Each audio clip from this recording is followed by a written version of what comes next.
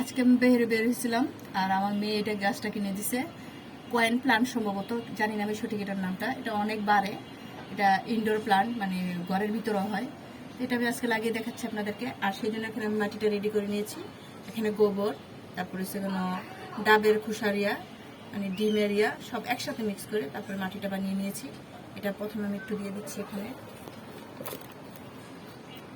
এখন আমি গাছটা লাগিয়ে দিচ্ছি এখানে। এখন সাইড মাটিটা দিয়ে দিচ্ছি। এটা খুব সুন্দর লাগে বড় হলে।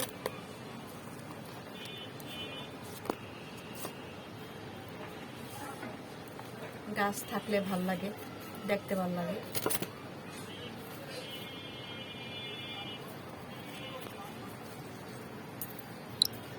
গাছটা আমি লাগিয়ে দিয়েছি, পানি স্প্রে করে দিচ্ছি উপর থেকে।